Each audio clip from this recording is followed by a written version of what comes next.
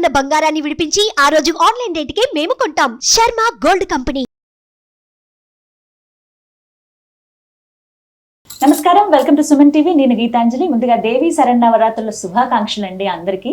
మొదటి రోజున అమ్మవారు అసలు ఏ రూపంలో మనకి దర్శనమిస్తారు, మనం ఎలా కొలుచుకోవాలి, అమ్మవారికి ఎటువంటి నైవేద్యాన్ని సమర్పించాలి, అలాగే పూజ ఎలా చేసుకోవాలి, ఏ మంత్రం పఠించాలి, అసలు అమ్మవారి విశిష్టత ఏంటి, ఇవన్నీ తెలుసుకుందాం. వివరించేందుకు ప్రస్తుతం మనతో పాటు ఉన్నారు శ్రీ విద్యా ఉపాసకురాలు, లలితా పరివార్ ఫౌండర్, ప్రముఖ ఆధ్యాత్మికవేత్త అరుణా పేరి గారు. వారితో మాట్లాడి మరిన్ని విషయాలు తెలుసుకుందాం. అమ్మ నమస్కారం. శ్రీమాత్రే నమః. అమ్మ శ్రీమాత్రే నమః. ముందుగా మీకు దేవి శరన్నవరాత్రుల శుభాకాంక్షలు. మీకు కూడా తల్లి. అమ్మవారు చక్కగా ఇక్కడ కొలువు తీరారు. ఒక నిమిషం ఆవిడ చూస్తేనే మనసంతా నిండిపోతోంది. దేవి శరన్నవరాత్రులు. ముందుగా ఈ నవరాత్రుల్లో మొదటి రోజు గురించి మాట్లాడుకుందాం. అమ్మవారు ఏ రూపంలో ఆ రోజున ఆవిర్భవించారు, ప్రత్యేకించి ఏ రూపంలో మనం కొలుచుకోవాలి అమ్మవారిని? ముందుగా సుమన్ టీవీ ప్రేక్షకులకి ధన్యవాదములు, నమస్కారం. యా దేవీం సర్వభూతేషు శక్తిరూపేణ సంస్థిత నమస్తస్యై నమస్తస్యై నమస్తస్యై నమో నమః. ఆ శక్తి స్వరూపిణి అయిన ఆ జగదంబ వారిని తలుచుకోవాలన్నా, మనం ఆవిడ గురించి చెప్పాలన్నా మనకు అర్హత లేదు.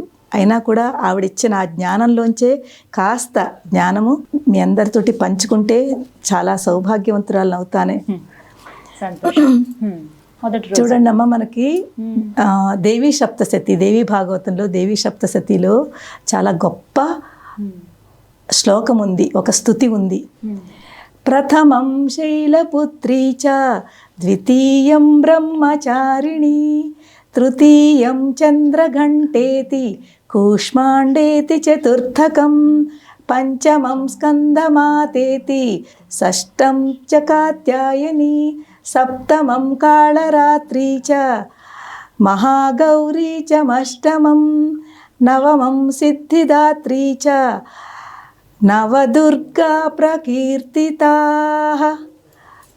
ఇది ఈ 9 రోజులు కూడా అమ్మవారు, దుర్గా అమ్మవారు 9 రూపాల్లో వస్తుందన్నమాట. మొదటి రోజు శైలపుత్రి. శైలపుత్రి, శైల అంటే కొండ, శైలము, హిమవంతుడు. హిమవంతుడు కుమార్తె కాబట్టి ఆవిడని శైలపుత్రి అన్నారు. దీని వెనకాల ఒక చిన్నది మనకు తెలుసుకోవాలి. మనకు అందరికీ తెలుసు కదమ్మా, దక్ష యజ్ఞము, సతీదేవి, శివుడు. శివుడు వద్దన్నా కూడా సతీదేవి దక్ష యజ్ఞానికి వెళుతుంది. అక్కడికి వెళ్ళిన తర్వాత ఆవిడని చాలా అవమానిస్తారు దక్షుడు. ఆ అవమానాన్ని భరించలేక ఆ సతీదేవి తన శరీరాన్ని, తన దేహాన్ని ఆహుతి చేసుకుంటుంది దక్ష యజ్ఞంలోను. దాని తర్వాత శివుడు ఆ బాధను భరించలేక అమ్మవారిని తీసుకుని వెళ్తారు. మళ్ళీ మనకి 18 శక్తిపీఠాలు వచ్చాయి, అవంతా వేరే మళ్ళీ ఇంకొక కథ. ఎప్పుడైతే ఆ అమ్మవారు సతీదేవి 2వ అవతారంలో ఇక్కడ శైలపుత్రి, హిమవంతుని యొక్క కుమార్తె కింద ఆవిడ ఆవిర్భవించారు. హిమవంతుడి యొక్క కుమార్తె కింద ఆవిర్భవించారు కాబట్టి ఆవిడ్ని పార్వతి, పర్వతరాజు కుమార్తె కాబట్టి ఆవిడ్ని పార్వతి అంటారు. శైలపుత్రి, పార్వతి అంటారు. ఇక్కడ మనం అమ్మ 2 కోణాల్లో అర్థం చేసుకోవాలి. ఒకటి దేవీ పరంగా మనకి ఏమిటి తెలుసుకోవాలి, అలాగే దానిని మన మీద మనం ఎలా అప్లై చేయాలి, మనం దాంట్లో ఏం నేర్చుకోవాలి, ఏ మెసేజ్ అమ్మవారు మనకి ఇస్తోంది అది తెలుసుకోవాలి. ఇక్కడ అమ్మవారు శైలపుత్రి అంటే అమ్మవారి యొక్క బాల్యము, అప్పుడే పుట్టింది, బాల్యం అన్నమాట. ఇక్కడ బాల్యావస్థ గురించి చెప్తున్నారు. అమ్మవారు బాల్య రూపం, చక్కగా హిమవంతుడి ఇంట పుట్టింది. చాలా చక్కగా బాల్యం, చాలా ఆనందంగా. చూడండి, చిన్నపిల్లలు ఎంతో ఆనందంగా ఉంటారు. స్పెషల్లీ అమ్మ ఆడపిల్లలు మనం చూస్తూ ఉంటాం కదా, ఇంటికి ఎవరింటికి వెళ్ళినా ఇంట్లో ఆడపిల్ల ఉందంటే ఇంటికి కళ అంటాము. అది శక్తి స్వరూపిణి. ఈ శైలపుత్రి శక్తి స్వరూపిణి. ఆవిడ 2 చేతులతో ఉంటారు. ఒక చేతిలో త్రిశూలము, ఒక చేతిలో కమండలం ఉంటుంది. త్రిశూలం దేనికి ప్రతీక? ఎక్కడైతే అవసరం ఉందో అలాంటి చోట అమ్మవారు తప్పకుండా త్రిశూలాన్ని ఉపయోగిస్తుంది. అంటే మన సృష్టిని రక్షించడానికి ఆవిడ త్రిశూలాన్ని కూడా ఉపయోగిస్తుంది రాక్షసుల యొక్క సంహారం చేయడానికి. అలాగే కమండలము శాంతము, శాంతము తర్వాత పవిత్రత, అమ్మవారి యొక్క శాంత స్వరూపము. అమ్మవారు ఎప్పుడైనా ఉగ్రరూపం కూడా దాలుస్తుంది, శాంత స్వరూపం కూడా ఉంటుంది. అది ఇక్కడ మనకు రెండూ తెలుస్తున్నాయి. ఇక్కడ అమ్మవారు చక్కగా కమండలం అది పట్టుకుని ఎంతో ఆనందంగా అక్కడ ఉంటుంది. ఇక్కడ మనం మానవ పరంగా ఏం చూడాలి, అమ్మవారిలోంచి మనం ఏం తెలుసుకోవాలి అంటే అమ్మవారిలో ఉన్న ఆ శక్తి స్వరూపిణి, ఆ శక్తి మనలో కూడా ఉంది. కానీ మనం దాన్ని అర్థం చేసుకోలేకపోతున్నాము. అక్కడ ఉన్న ఆ శక్తి, అక్కడ ఉన్న శాంత స్వరూపము, ఆ ఉగ్రరూపము మనకి ఎక్కడ అవసరమో ఉగ్రరూపాన్ని మనం కూడా ఉపయోగించుకోవాలి. కానీ మిగిలిన అంతా కూడా ఒక మాతృతత్వంలాగా శాంతంగా కూడా ఉండి చక్కగా ఆనందంగా ఉండే ఒక స్వరూపమే ఈ శైలపుత్రి అన్నమాట. ఇది నవదుర్గల్లో తొలి రోజు యొక్క అమ్మవారి యొక్క రూపము. అలంకారాల్లో బాలా త్రిపుర సుందరి, తొలి రోజుని బాలా త్రిపుర సుందరి అలంకారంతో అమ్మవారిని అలంకరిస్తారు. ఇక్కడ చూడండి మనకి భండపుత్ర వధోద్యుక్త బాల విక్రమనందిత లలితా సహస్రంలో ఉంటుంది. చాలా చాలా చక్కటి నామం అన్నమాట. అంటే ఏమిటిట, బండపుత్ర వధోద్యుక్త. అమ్మవారు ఇక్కడ బండాసురుడి యొక్క సంహారం గురించి మనకి లలితా శాస్త్రంలో కొన్ని శ్లోకాలు ఉన్నాయి. ఎప్పుడైతే అసలు ఎవరైనా సరే ఈ లలితా శాస్త్రంలో ఉన్న ఈ బండాసురుడు వధ గురించి ఆ శ్లోకాలు చదువుతారో వాళ్ళల్లో ఉన్న ఈ ఆసురి లక్షణాలు ఏవైతే ఉన్నాయో అవన్నీ పోతాయి, దైవీ లక్షణాలు పెరుగుతాయి. మనం అది తెలుసుకోవాలి. ఏదైనా చదువుతున్నాము అంటే దాని వెనకాల తత్వం తెలుసుకోవాలి, దాన్ని అర్థం చేసుకోవాలి. అప్పుడే అది మనకి ఉపయోగపడుతుంది. ఇక్కడ బాలా త్రిపుర సుందరి బండాసురుడి యొక్క పుత్రులు. ఇక్కడ ఏం జరుగుతోంది, అమ్మవారు యుద్ధానికి బయలుదేరినప్పుడు బండాసురుడు తన సైన్యాన్ని పంపిస్తున్నాడు. అలాగే అమ్మవారు కూడా తన సైన్యాన్ని పంపిస్తోంది. కొంత సైన్యం సంహరింపబడ్డారు. ఇప్పుడు బండాసురుడు తన పుత్రుల్ని పంపించాడు, పిల్లల్ని. అమ్మవారు చూడండి, తల్లి అంటే అలా ఉండాలి. అమ్మవారు ఆ పిల్లలు వచ్చినప్పుడు ఆవిడ ఏం చేయాలి, ఎవరినో వారాహినో లేకపోతే శ్యామలామ్మవారినో పంపించలేదు.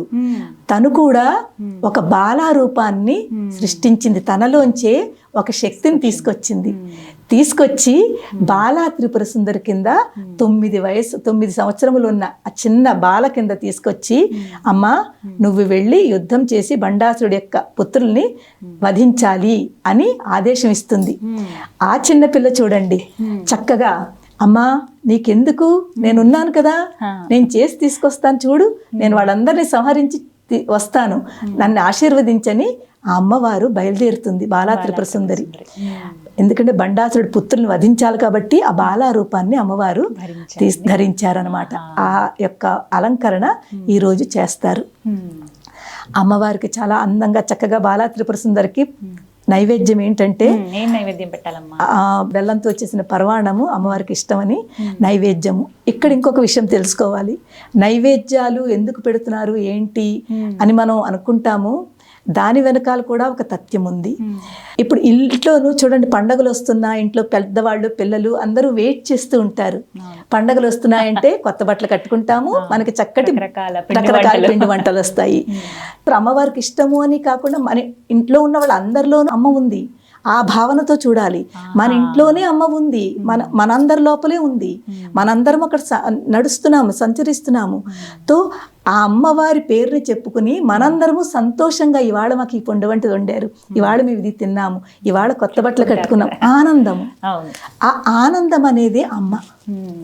ఎక్కడో ఉన్న అమ్మవారికి పెడుతున్న నైవేద్యం నిజంగా వచ్చి తింటుందా అంటే, ఇక్కడ మనందరం ఏదైతే ఆనందంగా భుజిస్తున్నామో ఇదే అమ్మవారు కూడా భుజిస్తోంది.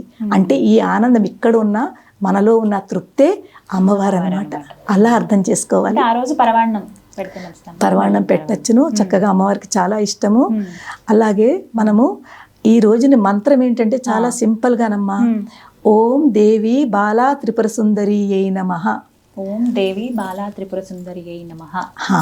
ఇలాగ మీకు వీలుంటే 11 సార్లు చదవండి, 21 సార్లు చదవండి, 108 సార్లు చదవండి, మీ యొక్క ఓపికని బట్టి. ఏమ్మా పూజకు వచ్చేసరికి మీరు చక్కగా పంచోపచారం చేసుకోండి, షోడశోపచారం చేసుకోండి. మీ యొక్క శారీరక బలం ఎలా ఉందో దాన్ని బట్టి పూజ చేసుకోండి. పెట్టుకునే ఉద్దేశం ఉంటే పెట్టుకుని ఏర్పాటు చేసుకోండి. ఎవరికి ఎలా వీలుంటే అంతే. ఏమీ లేకపోయినా పంచోపచారం చేయండి అమ్మా. ఓన్లీ గంధం, పుష్పం, ధూపం, దీపం, నైవేద్యం అంతే. ఇలాగే చేయండి. ఓం శ్రీ బాలా త్రిపుర సుందరి అయిన మహా చదువుకోండి అంతే, ఇంకేం అక్కర్లేదు. అమ్మవారు ఎంత బాగా మిమ్మల్ని కనికరిస్తుందో.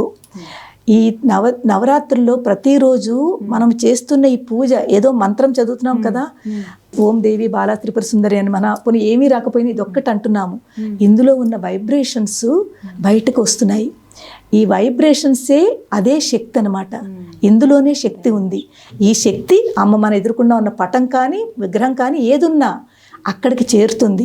అప్పుడు ఆ ఇల్లు అంతా కూడా చాలా ఆనందంగా మారిపోతుంది.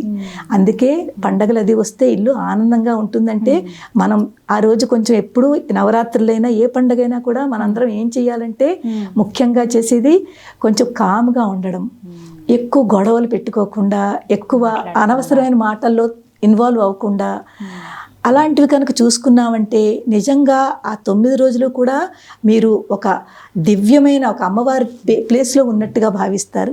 మనం ఆ మణిద్వీపంలో ఉన్నట్టుగా భావిస్తాము. అంత ఆనందం ఉంటుంది. ఈ విధంగా మొదటి రోజు ఎవరంటే పీఠం పెట్టుకోలేని వాళ్ళు, అఖండ దీపం వెలిగించలేని వాళ్ళు, ఇలా ఈ అవకాశాలు ఏవి లేని వాళ్ళు ఒక్క అమ్మవారి మంత్రం జపించుకుంటే చాలా అండి. ఓం దేవి బాలా త్రిపుర సుందరి అయిన నమః.